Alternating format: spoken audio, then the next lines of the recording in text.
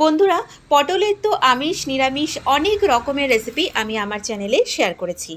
আর আজকে আমি পটলের একদম ইউনিক স্বাদের ইউনিক একটা রেসিপি শেয়ার করছি। আজকে আমি চিড়ে দিয়ে পটলের একটা রেসিপি বানাচ্ছি। শুনে অবাক হচ্ছেন? খেতে কিন্তু দারুণ হবে, আর আপনারা অবশ্যই একদিন ট্রাই করবেন।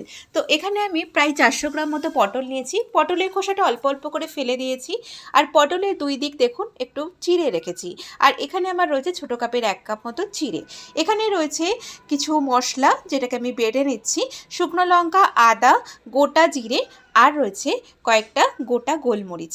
তো আমি এটাকে শিলে বেটে নিচ্ছি। আপনারা চাইলে কিন্তু এটাকে মিক্সিতেও পেস্ট করে নিতে পারেন। তো মশলাটা দেখুন আমাদের বাটা হয়ে গেছে, এটাকে তুলে নিলাম।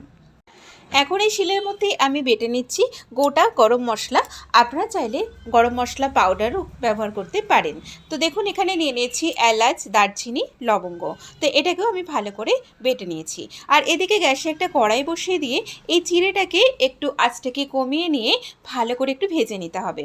একটু হালকা বাদামি রং চলে আসলেই এটাকে নামিয়ে নেব।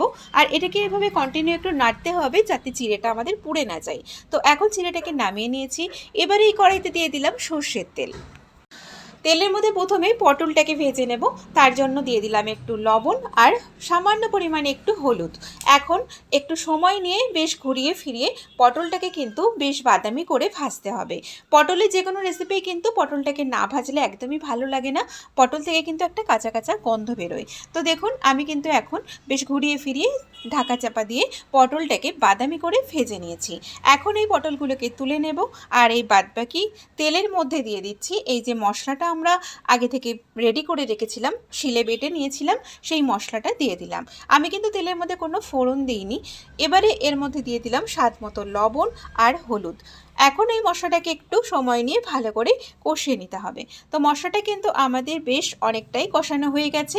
এবারে আমাদেরকে এই ভেজে রাখা পটলগুলো দিয়ে মশলার সাথে পটলটাকে একটু কষিয়ে নিতে হবে। রেসিপিটা পুরোপুরি নিরামিষ, কিন্তু খেতে হয় দুর্দান্ত। আপনারা রুটি বা ভাত দুয়ের সাথেই সার্ভ করতে পারবেন, দারুণ লাগবে খেতে। তো আমাদের কিন্তু পটলটা বেশ কষানো হয়ে গেছে। এবার এর মধ্যে পরিমাণ মতো জল দিয়ে দিলাম। আর এটা কিন্তু একটু ঘন গ্রেভি হবে, তাই জলের পরিমাণ খুব বেশি লাগবে না।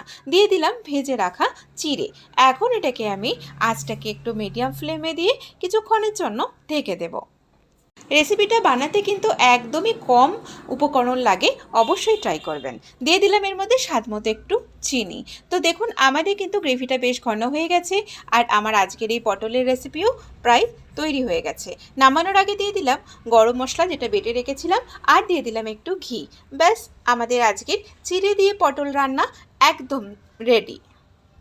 আমার আজকের রেসিপিটা ভালো লাগলে অবশ্যই ভিডিওটাতে লাইক, শেয়ার, কমেন্ট করবেন। চ্যানেলটিকে সাবস্ক্রাইব করবেন নিত্য নতুন রেসিপি পাওয়ার জন্য। নমস্কার।